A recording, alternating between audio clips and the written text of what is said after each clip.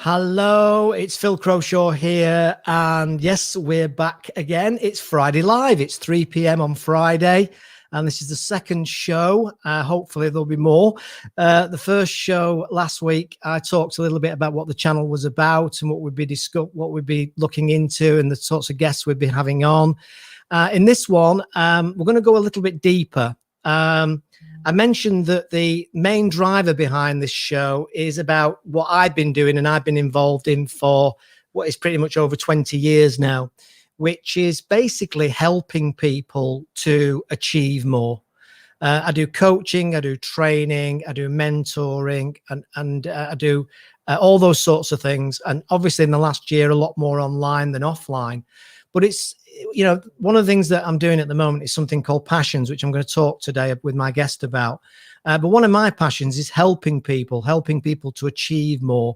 And of course, achieve more means different things to different people. There's a lot of assumptions that people make that achieving is just about money. It's all about success and money. And of course it isn't. And a lot of what we're looking at in the Passions Project is about achievement through fulfillment and achieving things that are more enjoyable. And interestingly, and this is an absolutely true story, a good friend of mine rang me yesterday morning and he said, I need to talk to somebody. And I said, okay, I'm here for you, my friend. And he said, I want to talk to you because I've done something really daft. So I said, well, what have you done that's so daft? He said, I've just given up my six-figure salary job to do my own thing. And my wife starts saying, what the hell are you doing? Or worse to that effect. And, but I just got to the point where I was just so miserable. He said, I had all the money, I had all the fancy cars, I had all the kudos, but I needed freedom. I needed freedom to do my own thing. I needed freedom to excel, be more creative. I was tired of the politics. And the amazing thing is this resonated with me so much because that was me just under 20 years ago. And I thought it's very interesting. And I wondered with the pandemic and everything that's been happening with the pandemic, I did wonder how many people are thinking very carefully about whether the money is worth it. And only the individual can answer that. So we're going to be talking today about achievement, about performance, about results, and in all its different forms. And in order to help me do that, I'm so pleased, really, really delighted to be joined today in this session, in this Friday Live session with my great friend and now colleague, Spencer Phillips. So I'm just going to play the intro, give people time to come in. And then we'll get Spencer in and we'll get down and dirty with Spencer. Ooh, missus.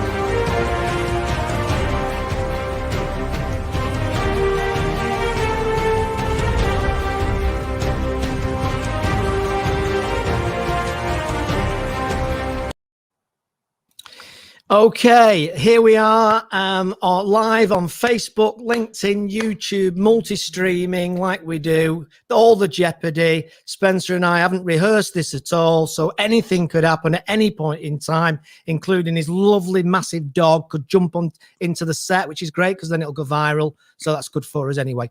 So Spencer, very, very warm welcome to the show. I'm sure most people know exactly who you are because you are a bit of a legend, aren't you?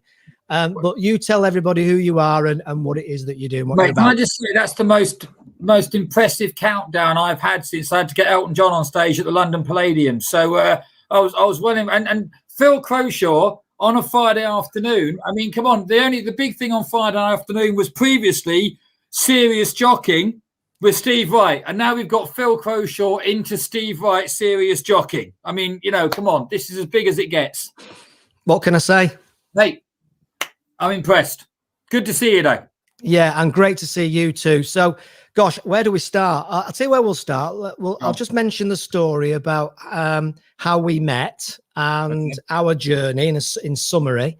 Yeah. And Spencer and I met because I was doing video interviews back in 2004, 2005. And I say to a lot of people who will listen, which is not many, but I say to a lot of people, understand the power of utilizing interviews to network with people and meet interesting people, because it really, really is a great, fun, efficient, effective way of actually meeting some great people who become what in effect is almost like lifelong friends. And that's certainly what's happened with Spencer. So Spencer and I met in about 2006, something like that. And I interviewed him and his lovely wife, Mandy, who's actually a bigger legend, a way bigger legend than Spencer, to be fair. Well, she's got a job anyway. Well, true. It is true to be said. And what was amazing about Spencer is that, and a few people have said this to me, I've mentioned this to in some of the interviews I've been doing recently, and we'll tell you about the Passions channel that Spencer and I are doing. But a few people have said when they meet Spencer and he tells people the stories, and he's a great storyteller, but he'll tell people about the stories and about the people he's met, and how, like he just did then, how he's been at the London Palladium on the stage inviting people in, how he's busy mates with him and busy mates with her. But he doesn't say it in a showing off way. But a few people have said to me, and you don't know this, Spence, but a few people have actually said to me, when I first met him, I thought he was bullshitting. But he said, then you realize that his stories and the people he knows, it's all true. And it is all true. So that's how we met. And we're now doing this channel Passions together, the Passions Project, where we're finding people, interviewing people about their stories, about their insights, some of which are well-known household names, some of which are not necessarily that well-known, but they're doing extraordinary or interesting things. So that's kind of our story, if you like. Spence, you tell us about your story and what you've been doing over the last 15 years or so. Gosh, well, my career's predominantly been spent in the live space, so around theatre, music, sport.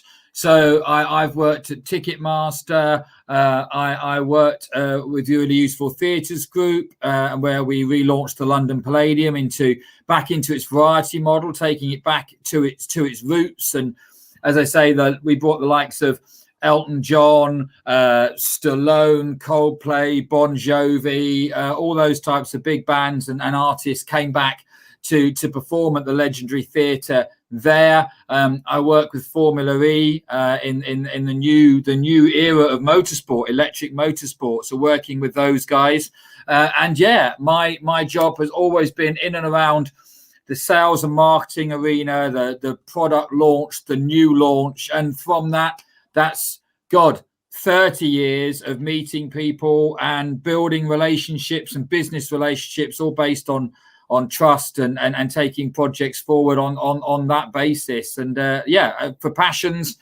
when Phil phoned me one day and said that he'd had a dream about me, it's not unusual, I understand it, but in that dream I'd come to him and we're chatting away about what we're passionate about. And we're now talking to all of these many friends and family, as I call them, about how their careers have evolved, and be that Austin Healey or Robin Cousins or Ian Redmond or any of the other legends that we've spoken to.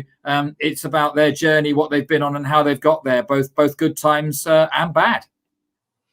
Yeah, and it's absolutely fascinating to be able to do that. And what would you say that when you look back, one of the things that always impresses me about you is the way in which you keep those relationships going and moving.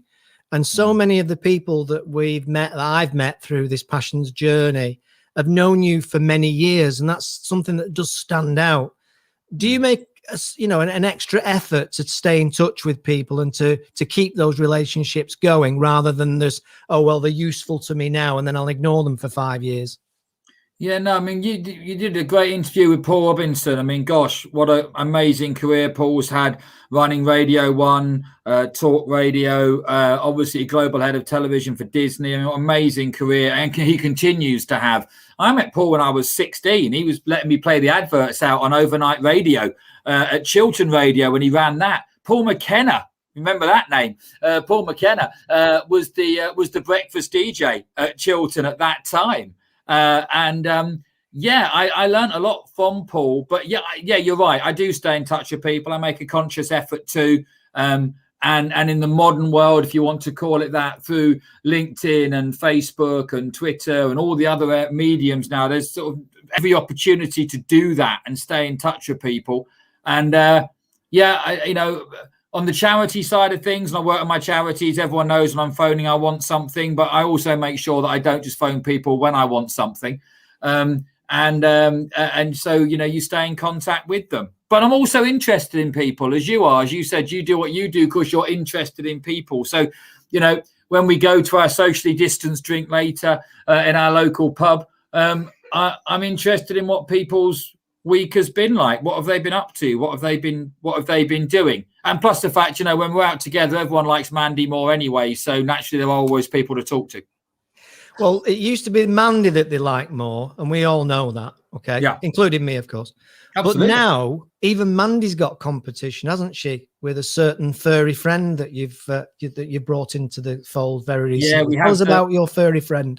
We have the boy that has become the legend now. I'm also starring, as my wife always says, no longer lead actor. We've got Barnum, who's our 6-month-old St. Bernard puppy, who had his weigh in yesterday, and at 6 months he's just over 6.5 stone, and he's already towering over most other dogs that he meets. But he's been a special boy during lockdown. I've learned a lot from him. Saying about people, I've learned an awful lot. The responsibility there of having a puppy again who's completely reliant on you, and that you're responsible for their training, because he's going to be a big boy. He'll come in at about 15 stone when he's fully grown. So we've started to start very young on behavior. And as Mandy said, that she wishes she trained me like that 20 years ago. Yeah, and it's hard to argue. So I mentioned that obviously and I know you're the same, have been in this whole arena of consultancy and training and mentoring and coaching for quite some years now. And one of the things that we're going to be doing together is this new Getting to Wow program.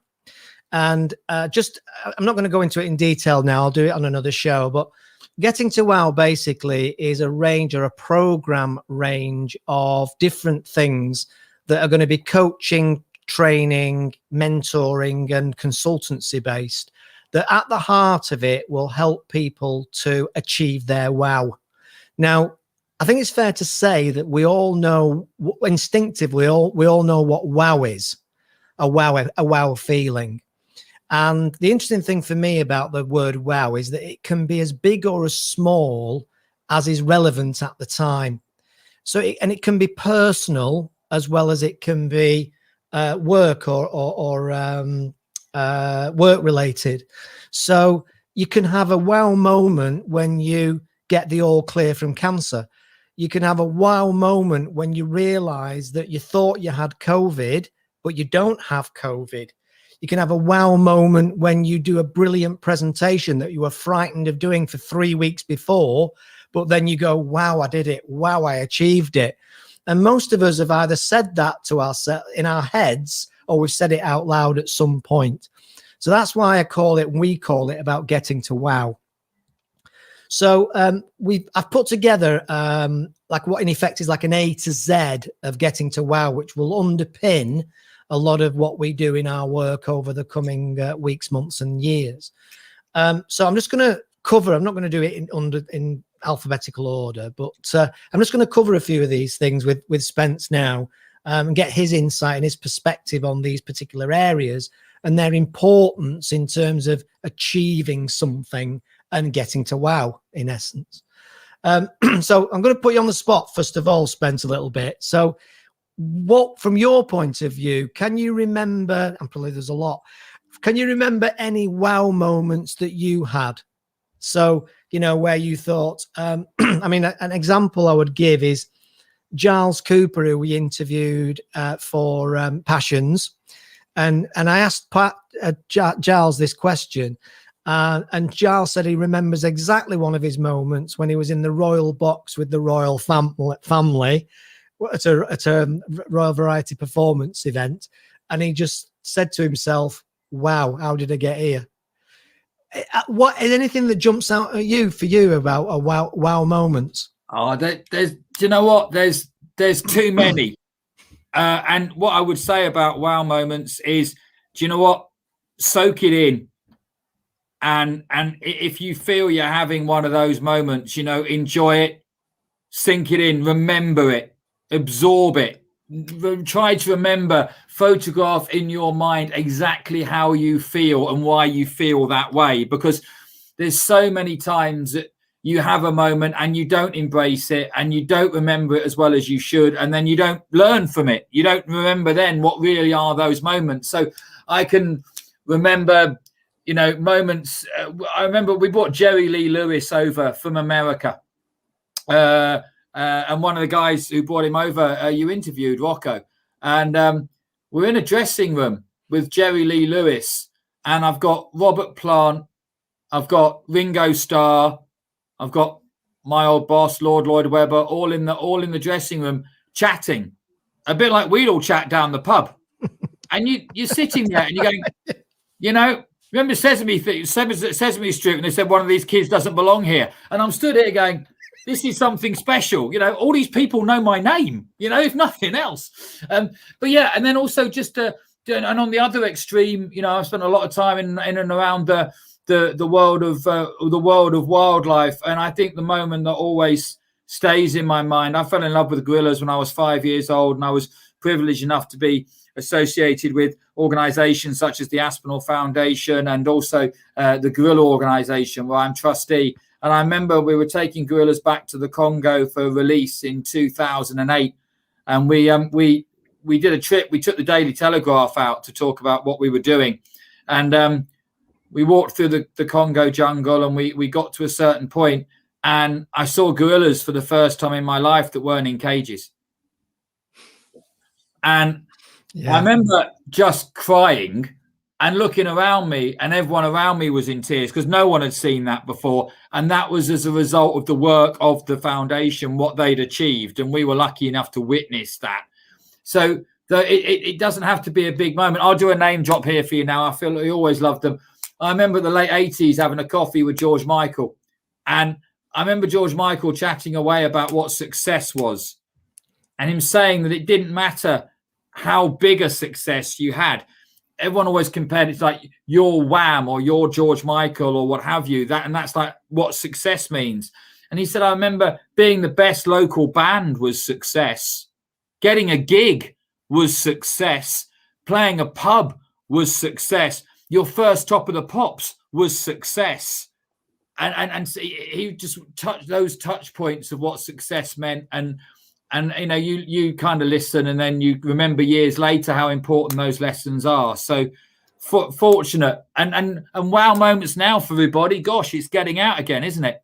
We're just being out, being in a pub or outside a pub, or being able to go back to work or have your vaccination. Those moments are getting to wow, embrace them and take them on, and so we can all get back to a semblance of normality, because so much has been taken from us, what we all took for granted. For me, sitting in an auditorium, sitting in a sports circuit, being out, all those things, we've all lost that. So hopefully those wow moments will be seeing things for the first time again.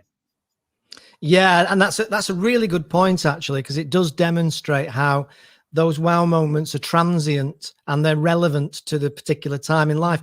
And I think that's a wonderful example you've just shared there with, George Michael, for in the early days, getting a gig, being actually on stage and people listening to him sing was a wow moment. And then years and years later, he probably had another wow moment when he walked in, onto the O2 Arena, and there were like 80,000 people there, and everything in between, I guess, as well. But successful people learn, and and I've been very, very fortunate to spend time with these people and not in the public eye, but before they go on or during the negotiations to bring them in or what have you. I remember we had John Travolta at the Drury Lane, and it was full, and did an amazing in conversation. In fact, Barry Norman introduced him, God rest his soul. He was the interviewer, great interviewer. And came to the end of the gig, and the building was surrounded, the lane was surrounded. We couldn't get John out. It was just like every door we went to, and so there was one last door to get out of, which was taking him back through the offices where we worked on a daily basis and getting him out through the door next to the stage door, but it was a different way of getting him out. And we got there, and all the security and the cars waiting, and there must have still been 500, 1,000 people waiting outside. And I looked and I said, do you want to do this? Do you want to go this way? And he said, Spencer, I've been doing this for 30, 40 years. He said, so here's what we'll do. The doors will open. I'll step out. We'll step out together, and then we'll stop. And we'll sign a couple of autographs. We'll say hello to some people. We'll have some pictures. The crowd will stop because you've stopped, and then we'll walk slowly to the car. And I had my head of security there and his head of security, and I'm thinking, this doesn't work like that. This is okay. And sure enough, he stepped out, and the minute he stepped out, there was screaming and shouting, and he stopped, signed a couple of autographs, took a couple of pictures. Next thing, everyone's in cars and gone.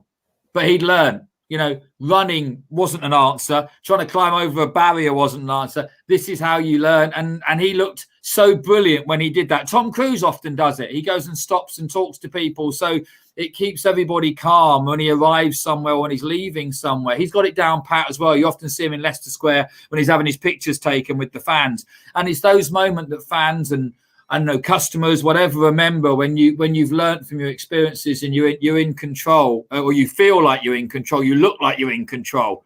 And those are sort of giddy moments that you remember to learn from. Yeah, and it's like, I think the point you made is very true, and I think we're all guilty of that, aren't we? Where we almost like take for granted the moment, and maybe this is something that COVID situation, I suppose I should say, has taught us all a little bit more, is just to be more appreciative of what we've bloody got, instead of always being desperate for the next bigger car or the next holiday in Thailand. I mean, even a holiday in flipping Isle of Wight at the moment would be an absolute luxury. So, well, one of my projects is in Blackpool, Showtown, and Blackpool's busy again, which is great. I mean, it broke my heart. You spoke about Giles Cooper earlier. We put the Royal Command into Blackpool in November, which is an amazing job by ITV and the Royal Command team there, that they managed to get that show out. 155 million viewers globally saw that, which is just incredible. Those guys, when we went up to Blackpool the last time, the show on show day, no one was about, so you see Blackpool generates £1 billion a year in tourism. Everyone remembers a holiday in Blackpool, and it was empty. It was a ghost town. And that really reminded us and made us thankful for all the times when it'll be busy again. The entertainment industry, the hospitality industry, the tourist industry can get back. And it might only be a holiday in the UK, but that's really special. That's just to have that time away. It is. I've got a question here for you, actually, from Helen. And Helen says, I love working with animals. How do I start working with animals? Wow. Okay. Hi, Helen. Thanks for that. Thanks for watching.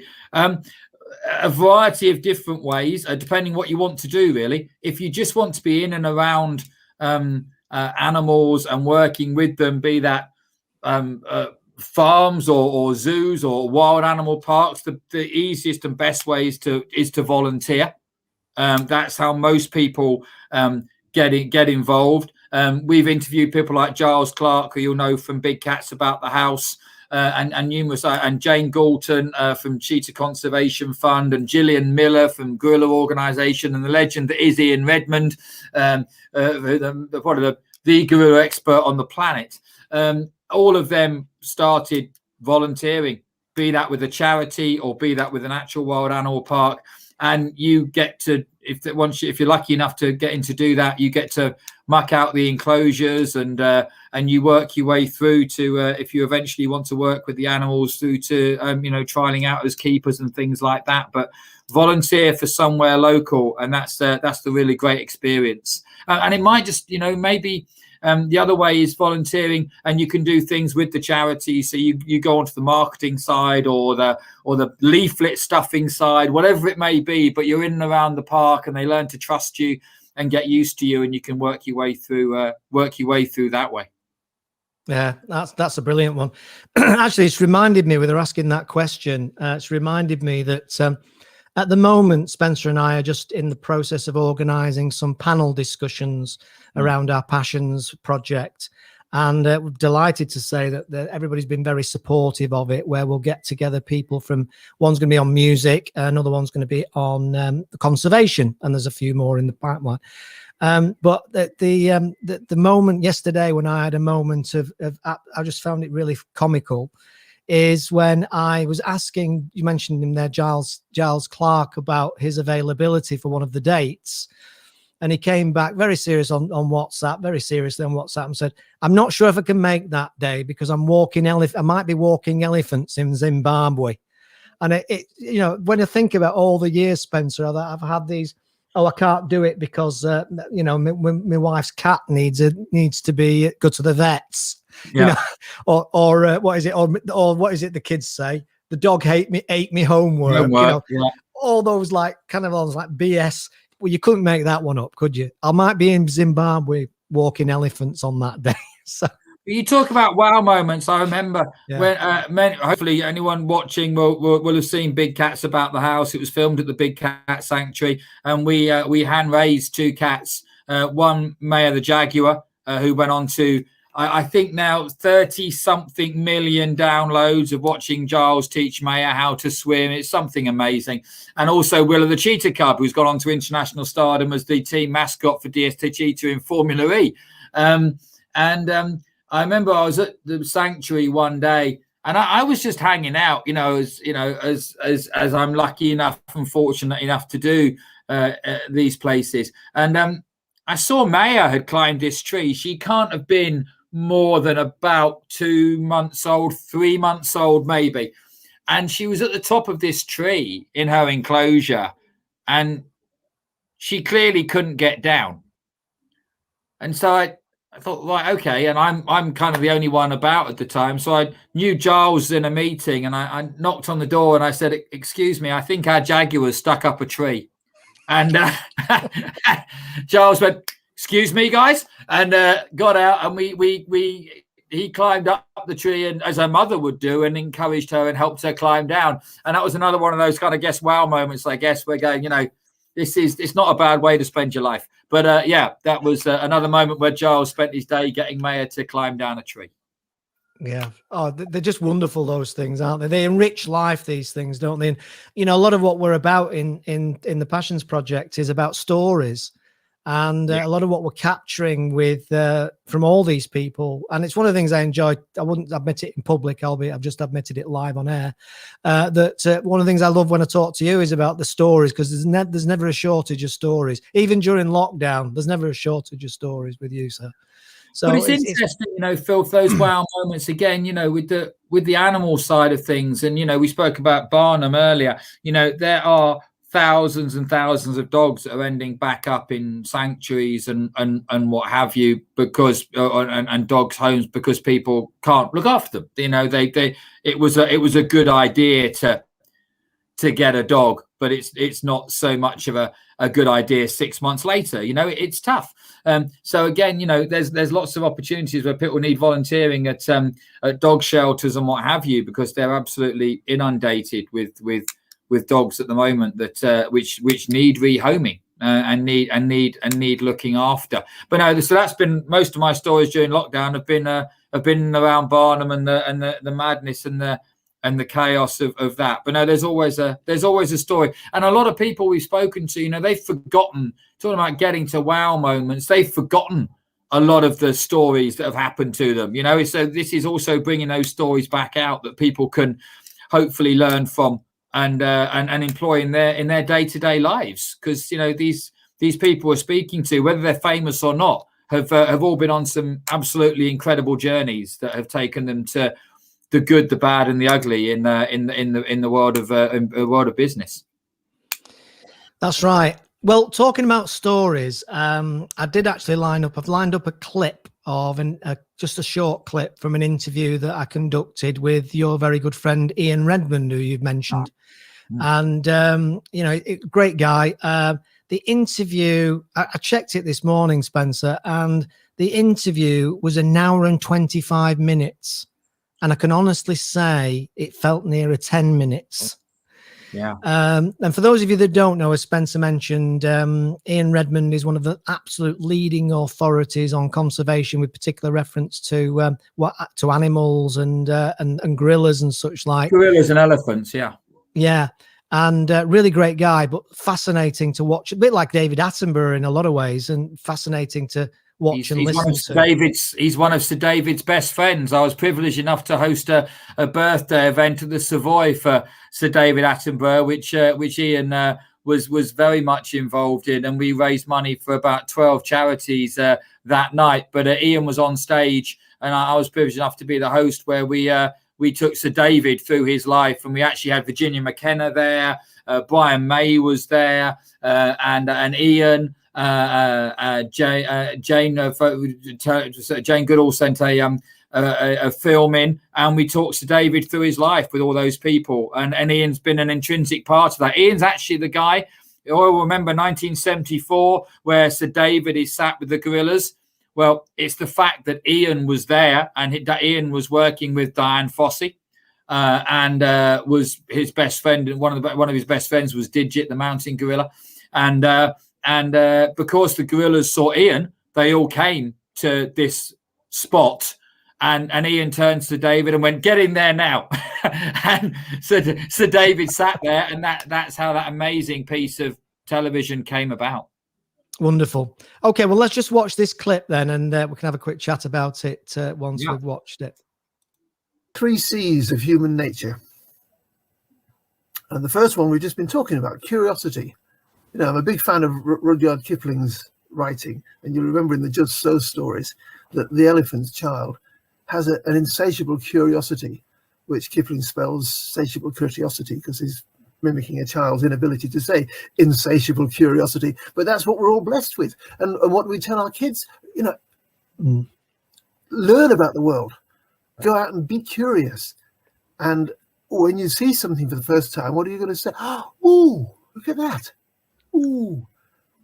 It's a human response. And when you see a child with wide eyebrows go up, and go, "Ooh," and very often followed by, "I want one. How can I have one of those?" But that's a curiosity, and we encourage our children to be curious. And then if you see an interesting animal, particularly if you get to hold it, almost immediately you go into compassion mode, the second C. So curiosity, very important in human nature. Compassion, it's one of the things that makes us human, and other species share that. But anyway, so compassion. What do you see when you embrace something like a puppy or a kid? Isn't it nice? Even if you don't embrace it, you're just looking at it. So there's the ooh, there's the ah. What's the third one? Comedy. Because if you have an animal in your charge, almost immediately it's going to do things that make you laugh. And it's very easy to laugh when you're seeing a puppy falling over. So your curiosity is triggered, your compassion is triggered, and then your comedic response, which makes you laugh. Ooh, ah, ha, ha, ha. And when you spend time hanging out with non-human primates, what are the sounds you hear a lot? Ooh, ooh, ooh. Ah. When you see a baby ape tickled by its parents or its playmate, they laugh. And their open-mouthed laughing expression is very similar to a human. The scientists call it a play face, and they are play chuckles. But that vocalization is an expression of pleasure. I mean, I can't get enough watching that clip, not because I can see myself, obviously, but it's just, what a great example of storytelling. You're transfixed, aren't you? when he's talking. Ian's a very, very special man, and I've been privileged enough to visit gorillas with Ian and big cats with Ian as well. He is he's a giant of the conservation world and the understanding of it. I mean, obviously he studied the gorillas, the mountain gorillas, for many years with Diane Fossey, and has immense tales. But he's right there about all of those. Of course he would be. He's an expert. I'm an enthusiastic amateur in all these matters. But I remember when I, again, with down at Port Lympne at the Aspinall Foundation, I was down there with legends Amos Courage and Robert Boutwood, and I was doing a show round with him, and there was a family group there that have all been taken back to the wild now and released, and of silverback was Jala, Western Lowland gorilla, and he hated everybody, Jala. And you would go down, and he just didn't like anybody. But he was the most fantastic leader of his troop of wives and children. And on this particular day, I was doing a VIP tour around, and I went to the side door where there was just some mesh between yourself and Jala, and I had the VIP stood back, and Jala came down and was looking at me and talking to me. And gorillas have a wonderful, when they're happy and content, they're and he's shuffling around and making these noises. I couldn't believe it. I've got a multi-pound silverback who's pretending he's my friend. So I'm doing the tour about how Jala was brought back from the wild, and after his parents had been killed and hand raised, and we were going to send him back to the wild, and he's messing around on the floor, and I was all suited and booted. I was going into London after this tour, and I was in a 3-piece suit, and I had the Mac on, and Jala's fishing around on the floor, and then he just raised his hand and covered me in gorilla poo. And Ian's talking about laughing there. I fib not. Jala rocked back on his legs and laughed at me. He laughed. And gorillas, once you've looked into a gorilla's eyes, my dear friend Steve Bloom said, your life will never be the same again. And I looked into Jala's eyes, and he laughed and then just walked away. And Ian's right. You see their play and how they interact and their family groups and all the rest of it. And he's a marvelous man. And, as Ian will say, I've met many more animals that I like far more than many humans that I've ever liked. Yeah, it's understandable why he might say that. Let's be honest. Absolutely, special man, and a lot to learn from him in how he's led his life, and a lot of work with bonobos and ellies, and he's the only man I know. He got charged by a young bull elephant. We nearly lost Ian. He had a head cam on while he was filming, and something spooked the ellie. They think the ellie heard a shot in the forest of some kind. And Ian had been with this ellie for many weeks, and there was no hint that the ellie would charge. And the ellie charged, and Ian ended up between his legs, and the ellie is stomping down as an ellie would do in this moment. Anyway, Ian was lucky enough to be out with Born Free, and they airlifted him to hospital, and Ian's still with us today. But Ian's the only man who I know who could tell that story and go, and it was marvellous. I learned so much about elephant behaviour, and it was completely my fault what happened. It should never. But look at this footage. And there's Ian who's got, a damaged vertebrae and 2 broken ribs and all the rest of it. And he's still going, but it was marvellous. I've learned so much about behaviour. It's like, fantastic. Oh God, absolutely wonderful. And I'm really delighted to say that that Ian Redmond will be hopefully joining us. He's agreed to join us. We'll just get the date sorted out for our panel show, which we'll promote to everybody. It'll be a live stream, so there'll be a chance to ask questions.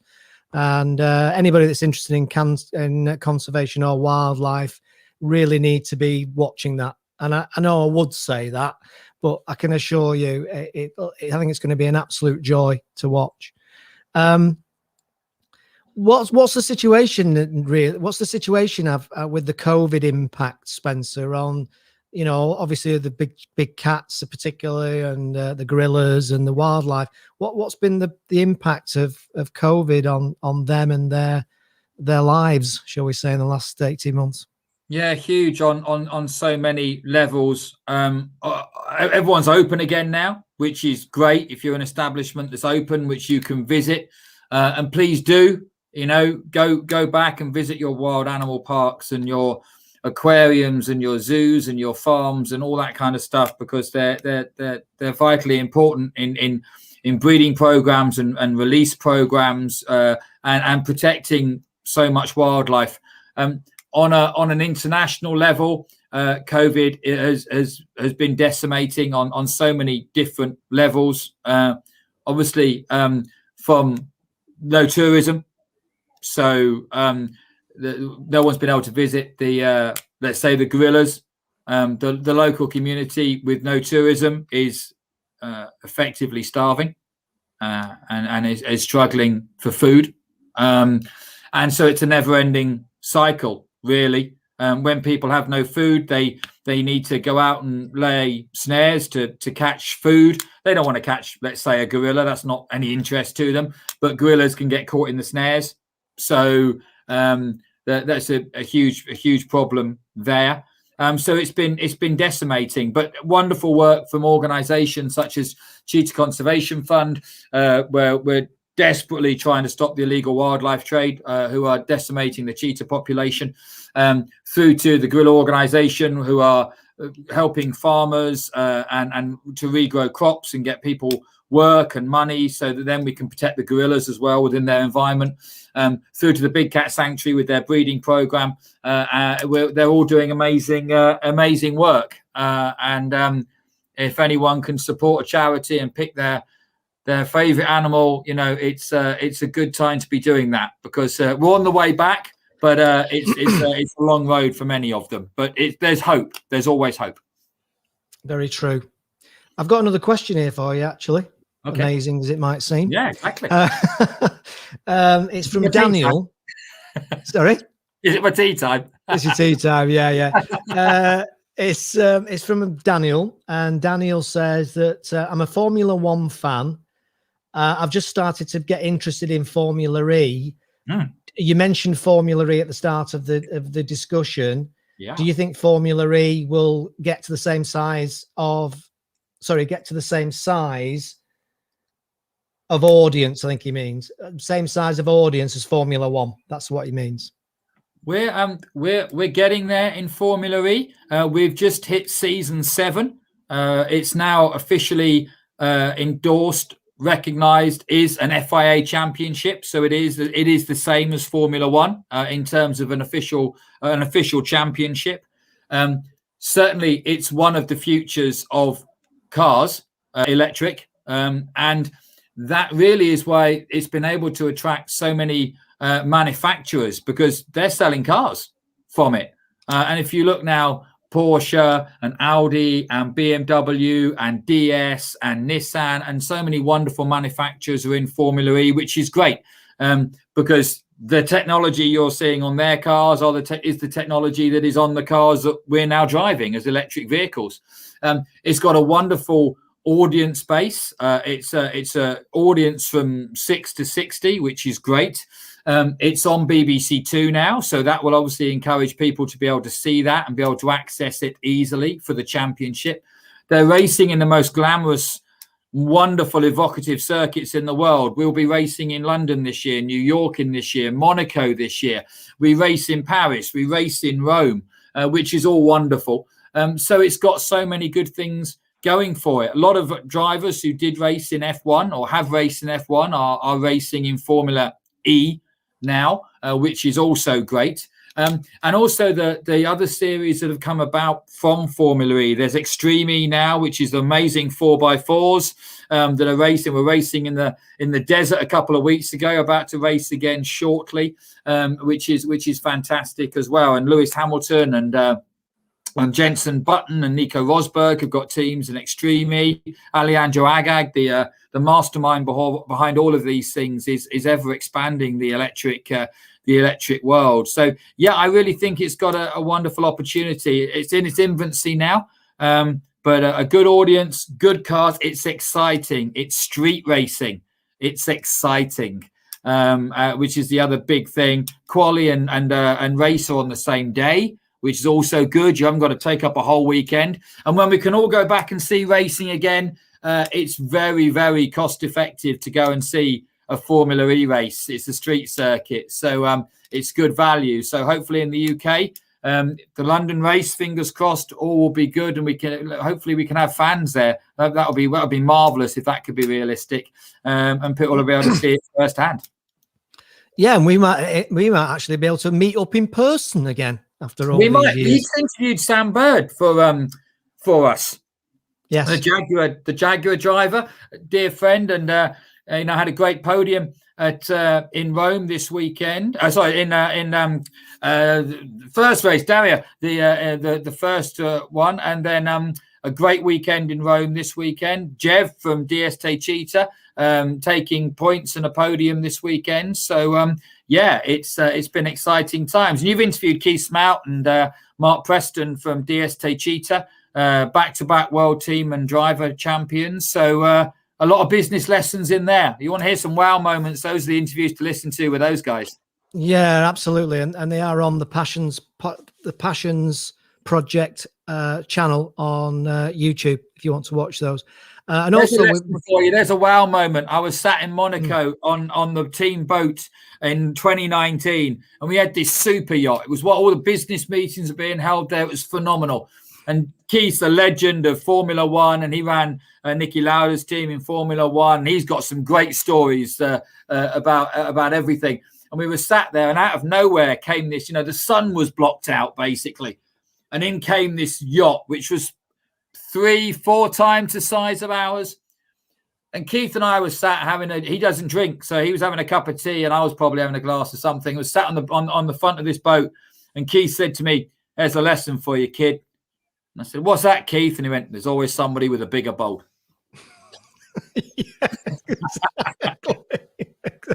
Exactly. And in terms of the panel discussions we mentioned earlier, we are planning on doing a Passions channel panel. Passions. It's Friday afternoon. It's late, right? That's all I can say on that. It's been a long week. So a Passions panel we're going to do for motorsport, and we're hoping to have people like Mark Preston and Sam Bird on. So we're going to try and organise that, which is absolutely fantastic. And Helen asked earlier about wanting to work with animals. If you want to go into motorsport now and things like that, those are the technologies. It's the powertrains. It's the different technologies that are associated with motorsport now. That's where so many of the opportunities now lie, working with manufacturers on the new technologies as well. So that's another way to be if you're thinking about careers in those spaces. Yeah, and there's a big push, isn't there, as well now, apart from the Black Lives Matter type of scenarios driven by Lewis Hamilton mainly, I guess. I've noticed also there's quite a drive now to inspire women to get more involved in motorsport. Obviously, I interviewed Joe Diamond from W Series. So just tell us a little bit about W Series and what that is. Well, women have been in motorsport a lot longer. It's always there was a wonderful Sabine Heinz documentary. I don't know if you saw that, with Clarkson narrated when we lost Sabine recently. But women have been in motorsport a long time and have been test drivers and driving series and all sorts of various competitions. So whilst not new, certainly W Series now is a female only race series. And is doing exceptionally well. They're the support series for Formula One this year, which is great news.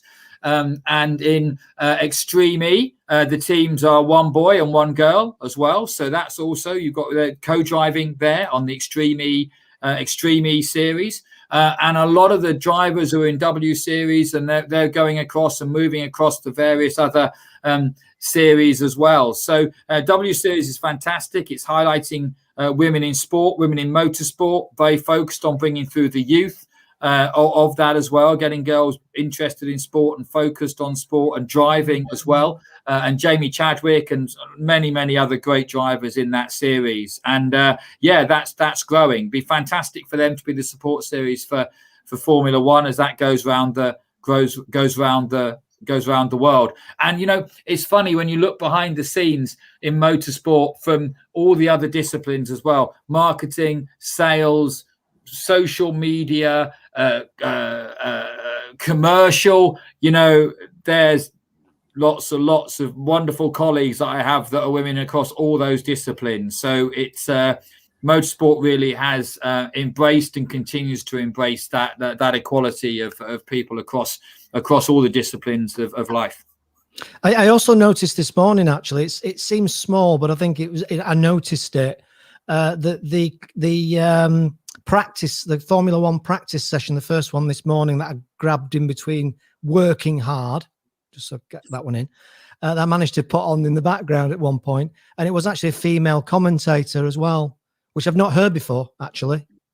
Yeah, and we have Nikki Shields in Formula E,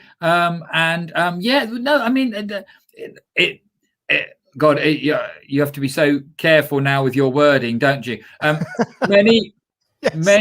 Most of the industries I've worked in, the entertainment industry, as one example, has always embraced everybody, you know, and sport has as well for many decades.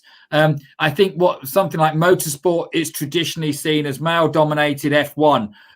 What's interesting about motorsport, there are so many different disciplines of motorsport, from rallycross to W Series to bikes to Formula E to all of those disciplines, and you will find women in all of those sports and highly successful in it. It's really funny. I looked after Rockingham Raceway, which was the fastest race circuit in Europe, on the oval. And when the racing instructors, dear friend of mine, Nigel, used to first class racing driver, did a lot of McLaren testing on the McLaren road cars going right back.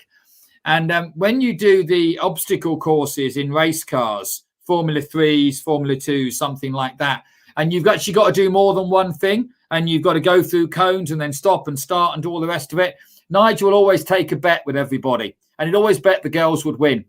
And all the blokes like, oh, come on, Nigel, what are you on about? What are you on about, Nigel? Oh, I've got a Porsche outside. Oh, that's it. And Nigel always used to laugh because the girls always did win. And he always used to afterwards go, well, how did you know that, Nigel? And he said the difference is that women listen. And it is so true. When you do a race day, if you're lucky enough to go and race with Palmer Sport or Silverstone or whatever, you watch the difference is the fact the guys will show up and they'll jump in the car, and we all think we can run a pub. We all think we can drive a car. And you always see the girls sit there and they listen to the instructors and they take it in and they win. She's highly infuriating. Is that true, people? Put in the comments now if you think that's true. If you're a lady and you want to support your sisters, then you can whack that in the comments now. You've spoken to Mandy enough times to understand how the female brain works and the male brain works, the girls do win in those things. And it's interesting. You watch racing's a good example, but look across sport as a whole. Look how well rugby, football, motorsport. You know, our ladies teams, our female teams are doing fantastically on an international basis. So I think sport is a really good leveler of that playing field of the inequality that the potential has been shown across some disciplines. It's true. It's great to see it. It's fantastic to see it changing as well. So this is from Lynn Jones. Hi, Lynn. Hi, Phil Spencer. Really enjoy it. What a great way to start to wind down from the end of the working week. Oh, thank you, Lynn. Nice to hear from you. There you go. So thanks for that, Lynn. I'm sure you're very supportive of Spencer's words there about ladies taking over the world. I don't think that's what he said exactly, but I'll misquote him. I've done it before. I'll do it again. Absolutely. Fantastic. Right. Okay. So in terms of the getting to wow stuff, I'll just go through one or two of the A to Z of getting to wows that we'll be using in our coaching sessions and our training sessions, and get your views on it. Right? And we've not rehearsed this either, so it's always loads of jeopardy whenever we're doing a live show, isn't there? Okay, which ones to choose? That's the question. Intuition. Intuition. gut feel. To what degree do you think, as you've got, actually, I was going to say it earlier and I forgot to say it, actually, we are now officially owls, Spencer. Owls. Are we? Right? We're older, we're wiser, and we're a little bit larger. Do you know, that's interesting, Phil, because everyone thinks the owl is wise. And again, that comes from the books, The Wise Old Owls. Actually, as birds of prey, owls are actually one of the most stupidest birds. If you put them in the birds of prey genre, then really generally not the brightest. In the same way that that every cat is a panther, and in actual fact there isn't a panther per se. It's it's a black jaguar rather than a black panther. But because Kipling wrote about the Black Panthers and what have you, that fell into our psyche. And it's the same with owls, my friend. They're not the brightest, which probably does suit us down to the ground. I was just about to say, and so what? That's just as relevant. Very true. It's a double whammy. All right, I might have to think of another acronym. So, intuition, gut feel. Something I've noticed that has helped me a lot, and it's got more and more accurate, or it feels as if I perceive it, that my intuition, my gut feel, has got more and more accurate as time gone on, as I've got older and more experienced. Is that something you can relate to as well? I mean, I know it's amazing how many, and I'm not Nostradamus, but it seems that every time I'll say to Janine, my wife, I can see exactly how that's going to play out. And a lot of the time, I'm right. Yeah, through intuition. What do you think? I think it's twofold. I've always gone on gut instinct, right and wrong. I think in your hearts when something is right, and I think it is a measure of many of the people who I have seen have been successful, who just have that gut instinct, and it. But I think as you go forward in your careers and your livelihoods, you then, it's experience, isn't it? How many times do you sit in a meeting and in the opening 10 minutes, you're not going to get the sale, or the person's not going to say yes, or it's just a meeting about having another meeting. So that becomes experience. But I think that's equally important. But I think gut instinct tells you, certainly as in most things in life, you just get a feeling about not only situations but about people. Yeah, that's exactly it. That's exactly it. And I've seen this coming out of lockdown, my friend. People I haven't seen for a year that I may now have bumped into or met. Nothing's really changed. People don't fundamentally change. And so your gut instinct there, you would know that person, how they're going to react, how they're going to do it anyway. And now a year later, you haven't seen them, but you still know exactly what's going to happen. But no, I think it's important. I think it's important to listen to it, especially when it doesn't feel right. That's the time to really, really contemplate it and go, someone's telling me something here, that I really do need to listen to. People seem to very often really struggle with decision making. You see this a lot in business. And I often say that, look, do the research, talk to people, ask people and everything else. But if you're still not sure, at least make a decision and use your intuition. I think part of that now, and no disrespect to anybody, but I think that part of the way the world has gone now, when we started out, when you had the title of manager, director, you actually had the power to make decisions. I see a lot now where there are titles and there are lots of people, but I'm not sure we have the decision maker in the room. And going back to sport, when you're working with a team, the decision maker is always in the room. Team principal Mark Preston or Chief Commercial Officer Keith Smout at DS. Those are the decision makers. You don't need to have 10, 20 other people, and to a degree their titles don't mean anything. They're the people, they are. and I think that perhaps decision making power has been taken away a little bit now. A little bit frightened to make a decision. Whereas we come from the world where you are the decision maker, or you've been given the power to be the decision maker. So yeah, I think that's a skill you need to learn as well, decision making. Because having the guts to be able to make that decision and stand by it, right or wrong. Yeah, no, absolutely. So that was intuition. Another one that I came up with when I was working through this was M for momentum. Now, you've mentioned this to me before. And we've discussed it actually, and I would say we've utilized this very productively and actively on the Passions channel process. Yeah. I think I had a plan of having, when I first started it, before you got involved, I think I had a plan of having 10 interviews in the first 4 or 5 months. We're now heading up to 50 or so, with another 20 in the bag and another 100 and so actually on the way. And you've talked about this in terms of keeping the momentum going. And I think we've managed to do that. Absolutely. Talk to me a little bit about that, because I know it's something that's close to your heart. Oh, Phil, bad news comes slowly. Always does. And so, you've got to keep momentum going in everything. Stop-start things don't happen.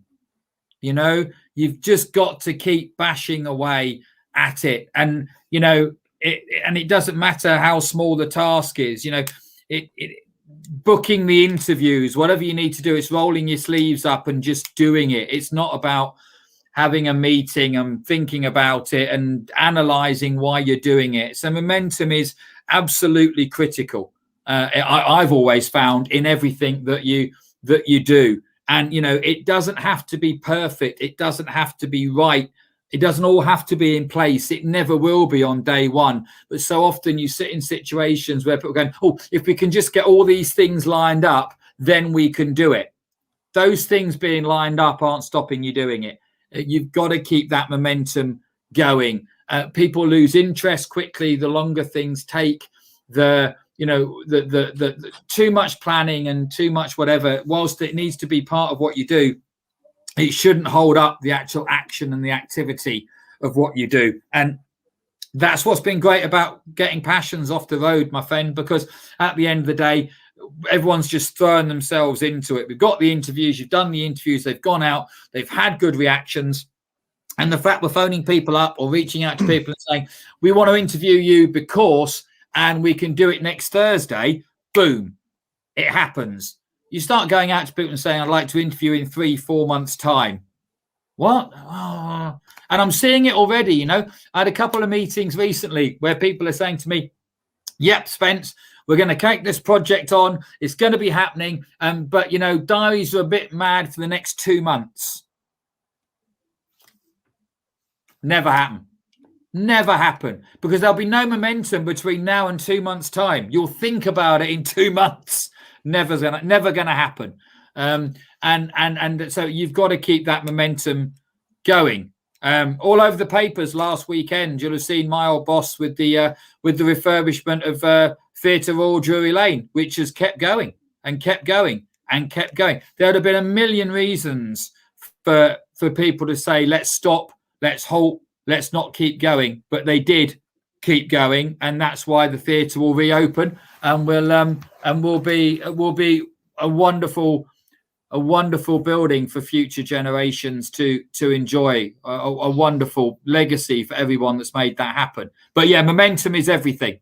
I've got some good news for you. Somebody's obviously joined later here, Paul Lockie, who is actually my ex-father-in-law, believe it or not. Hi, Paul. Great to see you on. And he's saying, who's Spencer Phillips? So this is your chance to tell everybody who you are again. I know you'll enjoy it. Yeah, you got 30 seconds to a minute to summarize it. I'm a guy who's got a nice little black book, and people take my phone calls. There you go. That's very good. Yeah, Spencer's a business development consultant, does amazing things with charity. He's a doer and he makes things happen. And that's why I get on with him as well as I think I do. And we've set up the Passions channel together, Passions Project together. And you know, we're doers, we make things happen, and we coach and we consult. And that's it in summary. And Spencer's a very, very, very great friend, apart from various well-known people. He's also a great friend of the animals in and around, and of course that need Spencer's help and everybody else's help as much as at all possible. Okay, so I'll tell you what I'm going to do now, Spence. I'm conscious of time. Yep. I'm just going to play another short clip from our Passions channel interviews. We'll have a quick chat about it afterwards. This is a clip from an interview that I did with Robin Cousins, who a number of you will possibly know, if certainly over a certain age. And Robin is an amazing skater. He's world champion skater. You might have seen him on Dancing on Ice. He was a judge on a few of the series, and is pretty well known in the what you might call, in inverted commas, the celebrity arena. And let's just listen to this short clip with Robin, and then we'll chat about it in a minute, Spence. Skates on. So those days where it's crappy and horrible, those days where things don't work, they haven't done their job with you and for you, but that doesn't mean to say you still don't love what you do. So it's that fine line. And I will always say to somebody, never forget why you do it, or find out why you want to do it in the first place, because that will dictate whether you're going to be any good at it. And I say that because if you do talks with schools and kids, they want to be Beckham. They want it to be, back in the day, Steffi Graf. They want to be whoever they want to be. It's all about the trappings of being successful. It isn't about the sport. And you go, well, it's 3 o'clock in the morning, it's pissing with rain, you're still going to go and kick the ball around. And they look at you like, what are you talking about? So what do you think Beckham did? His mother would have to grab him by the scruff of the neck and pull him off because he was in his world with the football. It doesn't matter where it was, what time of the day it is, what the weather's like. And that's the same for me. And the number of kids who would look at you and go, well, you would have done all of that even if you hadn't won. And I said, I was doing all of that before I won. And if I hadn't had that opportunity, I would still be doing that. That is what I do. That being, for me, ice skating, or now on stage performances, it's the performing aspect and the challenge every time you do it. So I always say, my parents say to me, you know, my kid's really, really talented. And I said, well, that's great. Bring them back when they want to use it. Because talent means you do it because you can, not because you know how. How amazing is that? So much said in such a short clip. That's the Olympic gold medalist there, Phil. Olympic gold medalist. I didn't do him justice, did I? I mean, when he opened my, he's a very, very dear friend, Robin, and he as a vice president for Demelza House Children's Hospice, which is how I first met him. We've done many, many charity events together, and a dear, dear friend. And he agreed to open my Village Fate, which is very Midsummer Murders and is really far below someone of his magnitude. But he quite happily, as always, well, of course I will, darling, no problem. And he showed up and I went, oh, did you bring your medal? And he went, well, do you think anyone would want to see it? And that's the mark of the man. And he did a talk with the kids that were there at the Fate and said exactly the same thing. It's about hard work. It's about dedication. And then that's where success comes from. And this, of course, was so relevant to the Passions conversation because he was doing it because it was his passion, not for the fame. And it's so relevant today, isn't it? Where the question that kids get asked, and even, frankly, teenagers get asked is, what do you want to do when you grow up? And the answer is, I want to be famous. Well, that's all come from reality television, where anybody can be famous. I mean, it's not new. Andy Warhol said in the 60s, everyone will have 15 minutes of fame, and that has come prophetically true. And that is the problem now. You don't have to be talented to be famous. You don't have to be famous for anything. You can just be famous.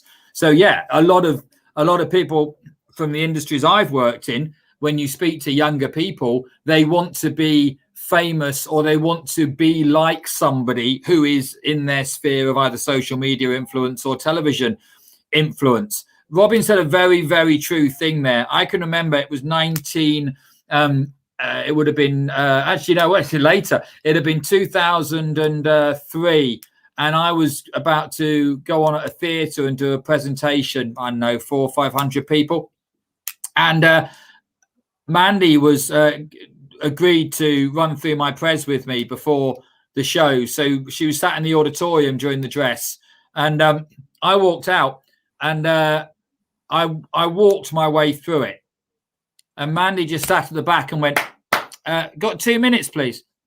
So I walked down to the front of the stage, and she said, "I'm a very, very busy person, and if you can't be bothered, I can't be bothered. David Beckham practices free kicks and Pavarotti has singing lessons. Take your hands out of your pockets, learn your lines and hit your mark," and walked off. So, and Mandy's your wife, just in case the people that didn't realise. Yeah, and she was right. And it is that bit where Robin was holding down a job, as was Jane Torval and Christopher Dean in the world of ice skating, where Christopher was a policeman, Jane worked in an insurance company, Robin worked. They would get to the ice rink and work at 3 o'clock in the morning, pre the Olympics, go and do a day's work, come back and train again, and then go out and win an Olympic gold. And that is, Robin's completely right. Do you know what? It's true. Anybody can do it, but very few are successful at it, and very few people achieve that level, because it's not just about showing up. It's about giving everything and delivering. And that's what someone like Robin Cousins did. And he's another inspirational guy, because you know what? These guys, this wasn't about the money when they were at the very top of their game. There was no money in ice skating. There was no money in being the guy that counted how many gorillas were in the jungle in 1974. They did it because it was their passion and their drive, and they were the best at it because they weren't doing it for that, quote, financial gain. And certainly no one was doing it for fame, because there's a lot easier ways of getting famous. Yeah, that's true. And you know, one of the things that I've noticed, as you know, I end up with takeaways from every single interview I've ever done.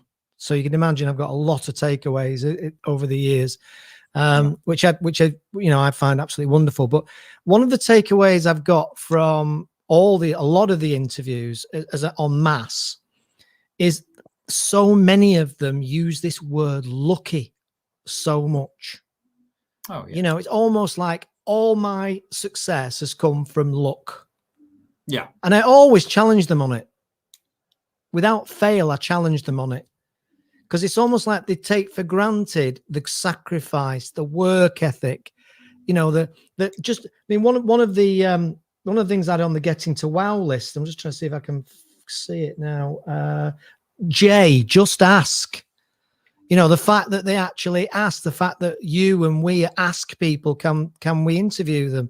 And if you're polite and you know them, some will say yes, some will say no, and some will say yes, maybe at another time. There's only really 3 options.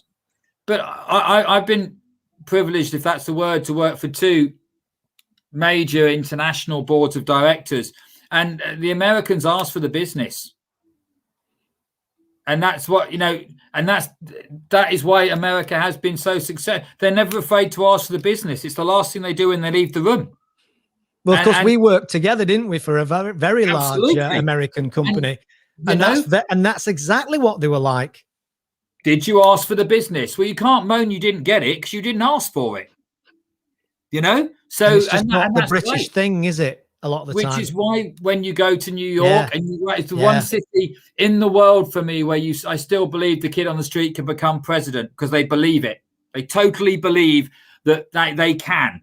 And that's true. To a degree, that is true. But they ask for the business. I mean, a lot of the people, very different. The entertainment world, you know, singers, actors, dancers will often refer to luck. Sports people don't refer to luck as much. Sports people know the dedication, and they have to have that belief in being the best. If you're Jean-Eric Verne as a world championship motor racer, Austin Healey. I'm trying to think, Sam Bird. You know, those guys. That is total and utter belief, either in the team with Austin, obviously an international rugby player, and a Lions legend as well, and Martin Johnson, Will Greenwood, those guys. They have total and utter belief in their team that when they go to pass that ball, there'll be somebody there. Or someone like motor racing, where it is that total and utter dedication of being the absolute best. There was a great Sterling Moss documentary recently, and they said, why did Sterling Moss not race again after his horrendous crash? And he said, because he couldn't be the best. He couldn't be Sterling Moss anymore. And that's the difference. That's why, you know, someone like Lewis Hamilton, you know, you don't win 7 world championships by being lucky. There's nothing lucky in that. That's about being the supreme best. Yeah, no, that's just so true. It's amazing how often it comes up, actually. Dame Judi Dench, I remember saying to me, we did a presentation, a talk to drama school people, students, and she said, one of the questions is, you know, what's your one piece of advice? And she always said, if you want to do anything else, go and do it. And I just think that's so true with anything in life. If you want to go and be a vet or a doctor or a nurse or a motor racing driver, go and do it, because it is so hard being an actor, so hard being a performer. If you want to do anything else, go and do that, because you'll be happier. And I think that's the same in most things in life. If you want to do something else, go and do that, because you'll be far happier and you'll get more from it. Yeah, that's a great bit of advice. The Austin Healey interview that we did, that's coming out soon, I think the next few days, according to the schedule I saw that you put. And the funny, I found it quite amusing interviewing Austin, because as people will see, he was just so confident. You know, I almost said to him, well, because he played football at school and he played rugby at school, and it was like, why did you decide for rugby? Was your I was just good at it. You know, it's like that's kind of the way the guy is. It was just, he knew what he was good at, and he was just like, so what? I was good at it. I love Austin. He has got so many stories, and we should do a panel with just Austin. I mean, he's the most famous Scouser of all time, and those are his own words. I've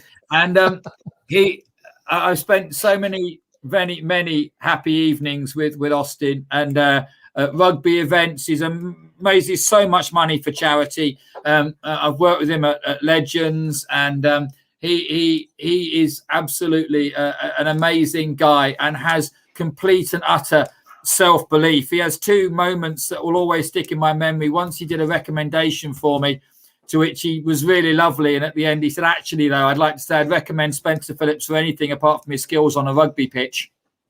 And we're then at an awards dinner, and I did my speech, and I hadn't actually had a lot of time. I didn't know I was doing, so I had some cue cards, and Austin followed me. So I did a big intro. Ladies and gentlemen, England and Lions legend, Leicester legend, the one and only Austin Healey. And he stood up and he went, nice reading, Spence. A bit more practice next time.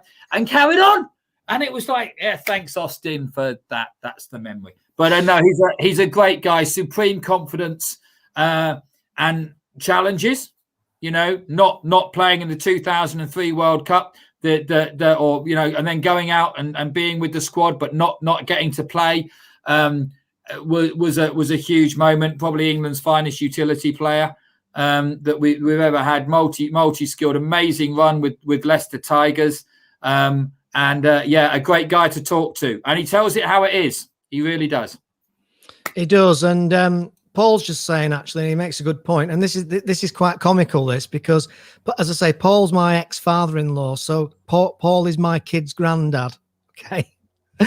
And he's saying that the kids nowadays have no ambition and no interest except for Fortnite or some other mind-numbing game it takes dedication to achieve.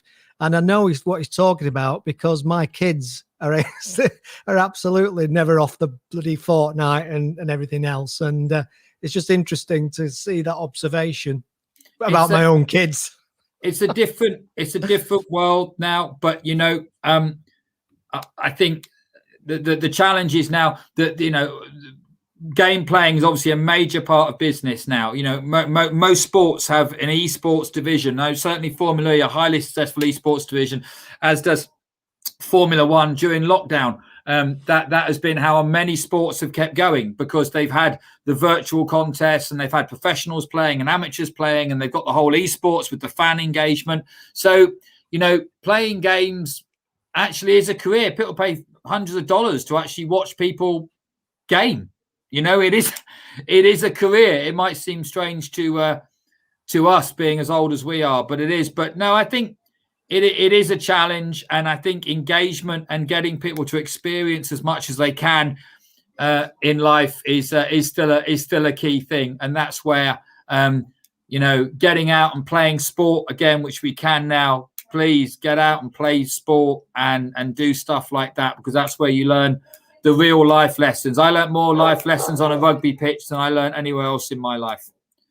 And it's still something. That's where you learn about teamwork for the workplace. And that's where you learn about compassion. And that's where you learn about losing. That great thing we all have to learn the first time we lose something. We lose the contract, we lose the gig, or we lose a job. And, those are the life lessons that you can really draw on. Nothing gives you that like sport. Nothing on this planet gives you that like sport.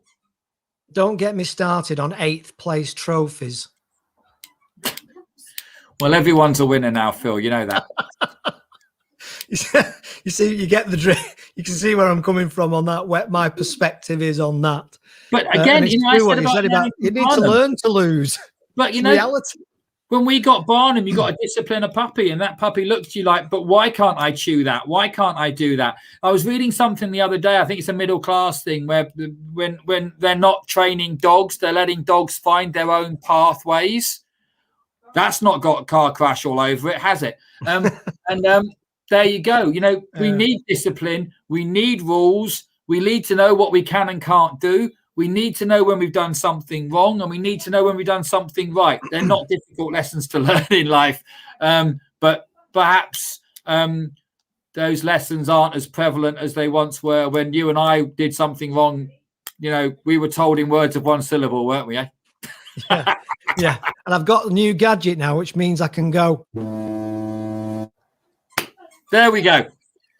Do you know what? We've all got to, as we move forward, we've all got to show a lot more compassion. We've all got to learn to be together again.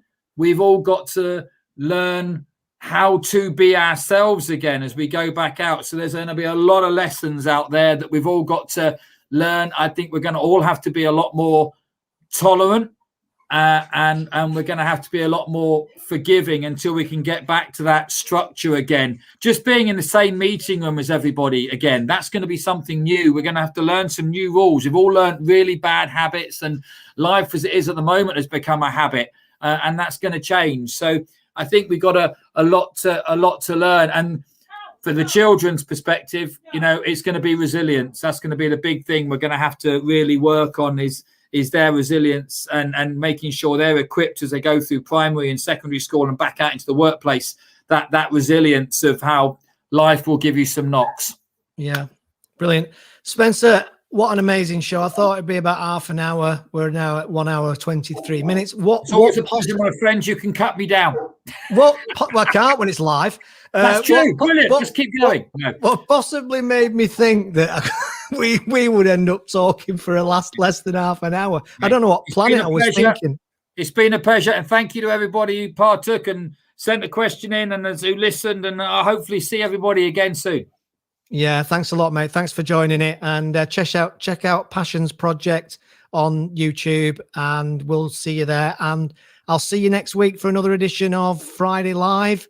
Thanks again. Have a great weekend. Thank you very much. Bye for now. Take care. God bless.